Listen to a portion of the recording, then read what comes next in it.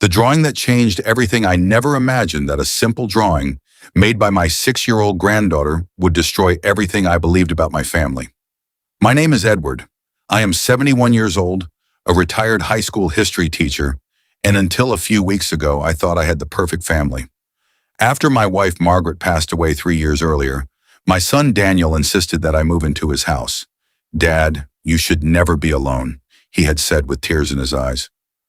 I believed every word. At first, life was wonderful. My granddaughter Emma filled the house with laughter. Every afternoon, she would run into my room after school, jump into my arms, and tell me stories about her day. Those moments became the reason I woke up every morning. But slowly, something began to change. Daniel and his wife Sarah started whispering whenever I entered the room. They smiled less. Family dinners became shorter. Sometimes I would walk into the kitchen, and the conversation would stop instantly. Whenever I asked if something was wrong, Daniel forced a smile. "Nothing, Dad. You're imagining things." I wanted to believe him. One Saturday afternoon, Emma walked into my room carrying a small notebook and a box of crayons. "Grandpa, I made something just for you." She climbed onto my lap and proudly handed me the drawing. It showed a small blue house with flowers in front of it. At first I smiled, then my eyes froze. Above the house were 4 unevenly written words. "Grandpa's new home." I laughed softly. "Sweetheart, what does this mean?" Emma looked toward the hallway to make sure no one was listening. Then she whispered, "Mommy said I'm not supposed to tell you yet." My heart suddenly started beating faster. I gently asked, "Tell me what, sweetheart?" Emma lowered her head. "Daddy said you're going on a very long vacation, and that's the house where you'll stay." For a few seconds, I couldn't breathe. I forced a smile so Emma wouldn't notice the fear in my eyes. "Who told you that?" She hugged her teddy bear tightly. "I heard Mommy telling Daddy that after your birthday, everything would finally be easier." Those innocent words felt like a knife through my heart. For the first time in years, I wasn't sure my own son wanted me in his home anymore. That night, I couldn't sleep. Emma's innocent words kept repeating in my mind. "After your birthday, everything will finally be easier."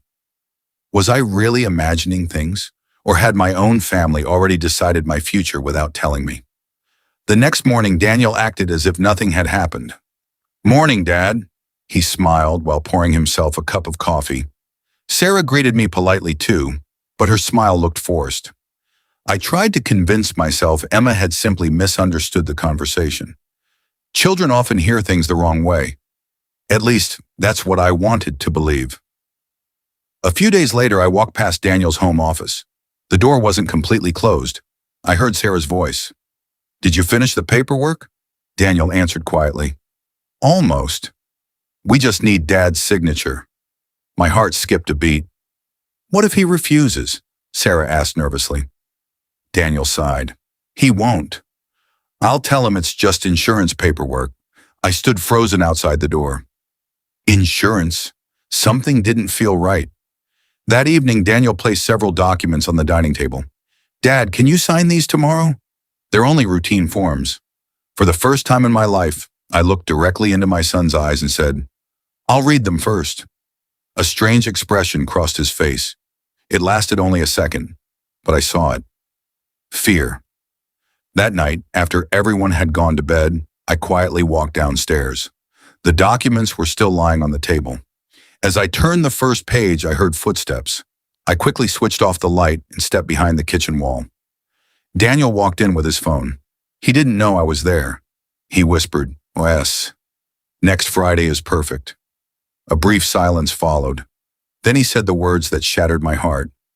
"After Dad moves into the nursing home, we'll sell the house immediately." My hands started shaking. I couldn't believe what I had just heard.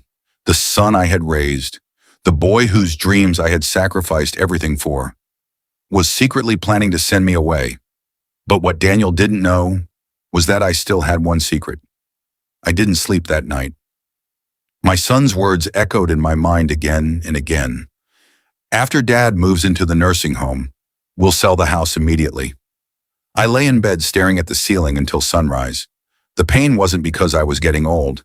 It was because the little boy I had once carried on my shoulders now saw me as a burden. The next morning, Daniel knocked on my bedroom door. "Good morning, Dad." He smiled as if nothing had happened.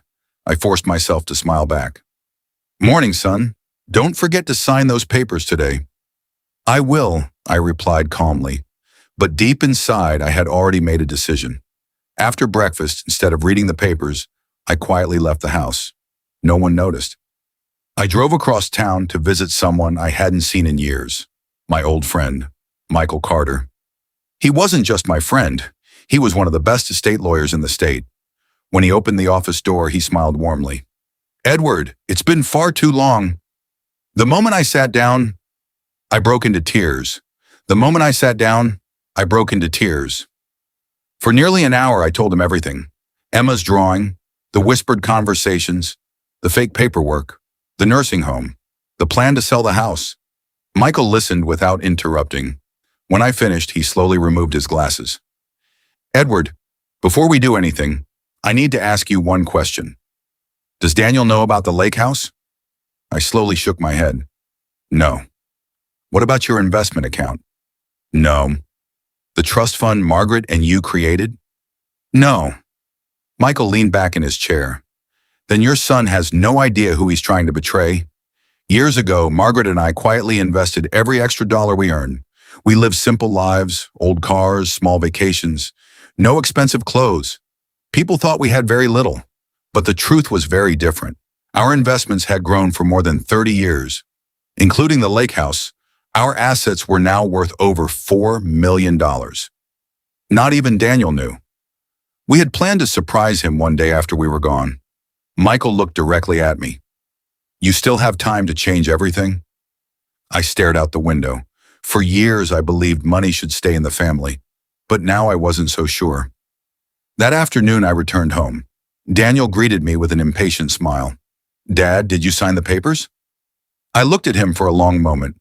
Then I quietly replied, "No, but I signed something much more important today." Daniel frowned. "What do you mean?" I simply smiled. "You'll find out soon enough." For the first time, my son looked nervous, because the game he thought he was controlling had just changed forever. 3 days passed. No one mentioned the papers again. Daniel seemed unusually happy, as if everything was going exactly as he had planned. Then my birthday arrived. The house was decorated with balloons and flowers. Friends, relatives, and neighbors filled the living room. Everyone smiled. Everyone laughed. But I knew the real reason for this gathering wasn't my birthday. It was goodbye. Emma ran over and hugged me tightly. "Happy birthday, Grandpa. I love you." I kissed her forehead. "I love you too, sweetheart." For a moment, I wished I could freeze time forever. After dinner, Daniel stood up and tapped his glass with a spoon. "Dad, before we cut the cake, Sarah and I have a surprise for you." Everyone clapped. Daniel smiled proudly. "We've found the perfect retirement community." He handed me a glossy brochure. "It's peaceful, beautiful, and you'll have people your own age around you. We know you'll be happier there." The room became silent. Everyone looked at me. I slowly opened the brochure. Inside were pictures of a nursing home. Daniel expected me to smile. Instead, I quietly closed the brochure and placed it back on the table. "Thank you. I have a surprise for all of you too." Daniel looked confused. "What surprise?"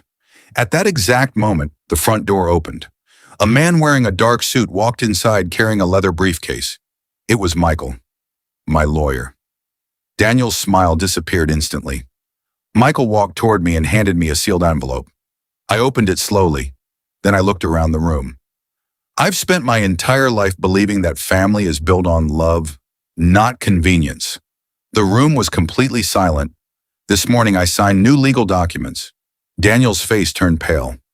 "What documents?" "My will." Sarah gasped. Michael opened his briefcase and placed several papers on the table.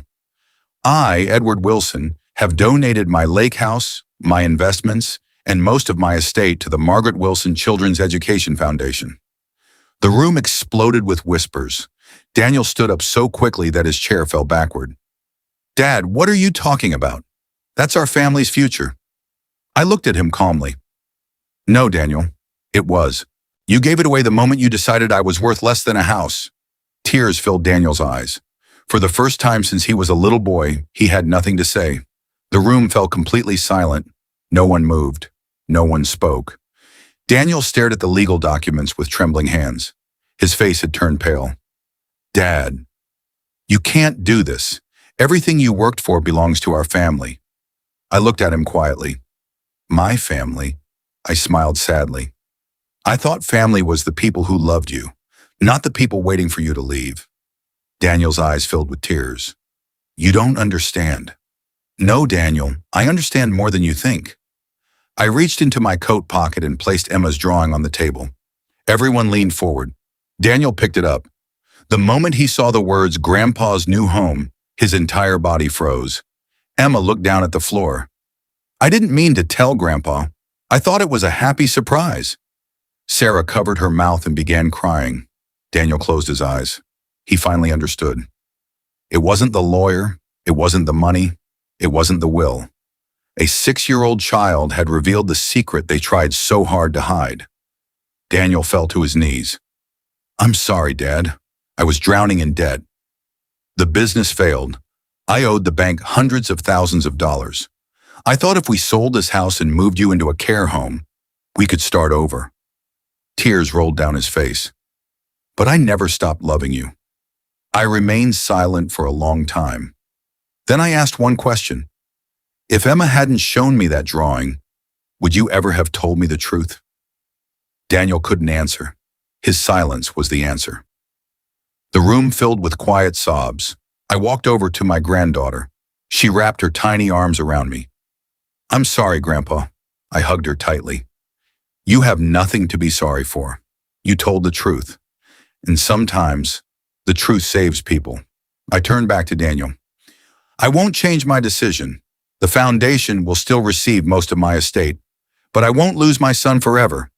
If you truly want another chance, you'll have to earn it. Not with promises, not with tears, but with your actions. Months later, Daniel sold his expensive car. He found a second job. He slowly paid off his debts without asking me for a single dollar. Every Sunday he came to visit, not because he wanted money, but because he wanted his father back. One afternoon, Emma handed me another drawing. This time it showed our whole family standing together. Above them, she had written, "Home is where Grandpa smiles again." I looked at my son. He looked back at me with tears in his eyes. For the first time in years, we didn't need words, because forgiveness had already begun. The end moral. Money can build a house, but only love and honesty can build a family. Sometimes the smallest voice reveals the biggest truth.